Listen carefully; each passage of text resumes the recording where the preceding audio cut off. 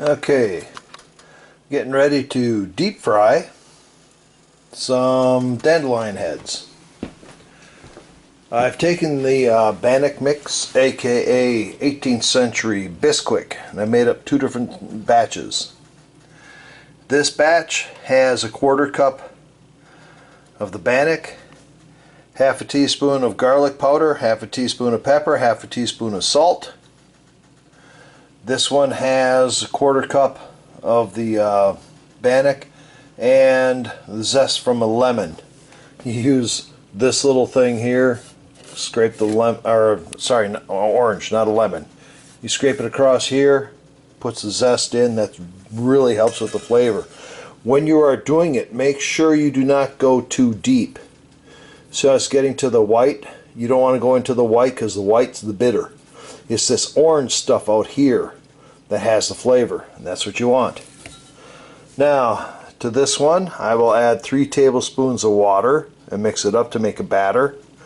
This one I will add 2 tablespoons of water, 1 tablespoon of orange juice to make a batter.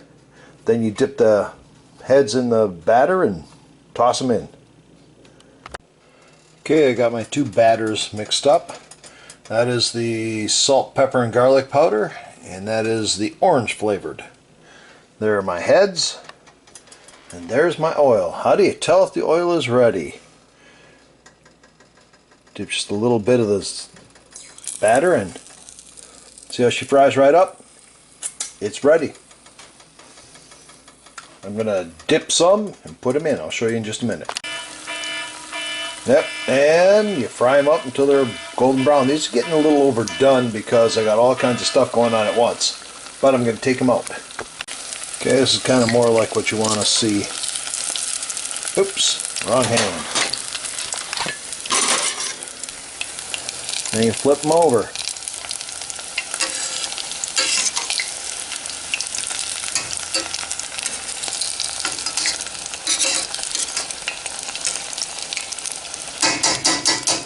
When they're done, you put them out, put them on a paper towel. And all you do is you just drop them in, get them coated.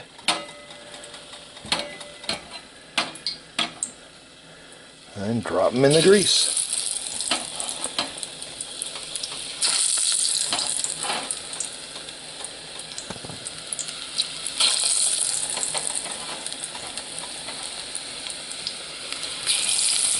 That's it. Okay, those are salt, pepper, and garlic, and those are orange flavor. Huh.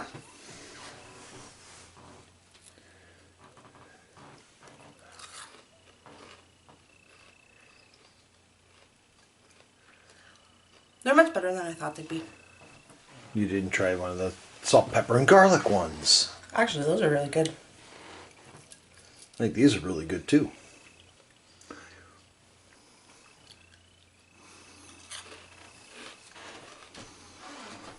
I like those better than those ones. Those are good. Yep. Unfortunately, my grandsons, they ate too many outside, won't come in and eat some in here. More for me. Yep. Okay, what do you think of the fried dandelion heads? Thumbs up? Yeah. Which ones do you like better? Which one do you like better? The garlic or the orange? Both of them. They both have... Try this one. Me? Yeah, take a bite. Pick one up and eat it. Oh. Take a big bite. Here, grab her. There you There you go. go. Is this orange pop? Okay, try this one over here. This Yeah. These are This orange. one's a Simon one right here. Stanley. Thumbs up. Oh, which one did you like better? This one. The orange one? The orange one? Cool. Look. Okay. Second way of eating the dandelions, and this bowl, that's about half of a serving. You'll see when it cooks down. We had bacon for breakfast. Take some of the leftover bacon and bacon grease, heat it up, and then you put in the dandelions to cook on it. When you harvest your dandelions, make sure that they are not in an area that pets have been using or a place where they've been spraying insecticides, pesticides, anything like that. Because any of those chemicals will go right into you. Not good.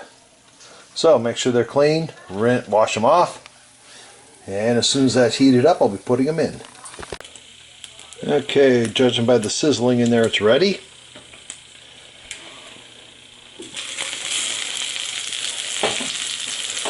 Now this may look like a lot right now, but you'll see when it cooks down, this is only about half of a serving.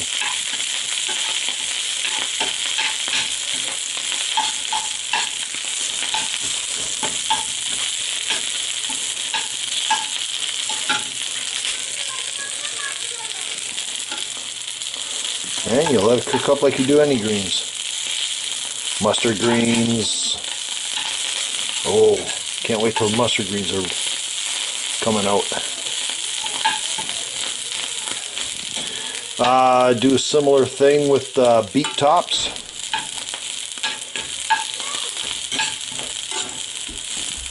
Like I said, it cooks down. Only makes about half. Like I said, that was about half of a serving. So if you have a family of 4 that you're feeding, you're going to need lots of dandelions. But if you got 4, you got 4 people that can pick them. And that's about it. Only thing I might do is add a little bit of ground pepper.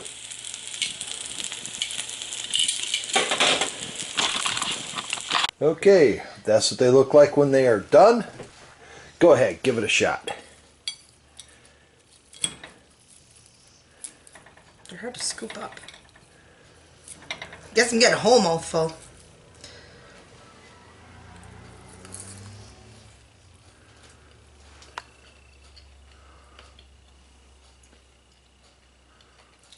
Actually, it tastes really good.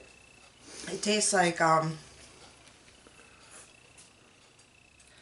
like a spinach.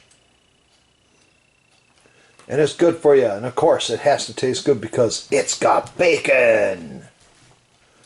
Enjoy.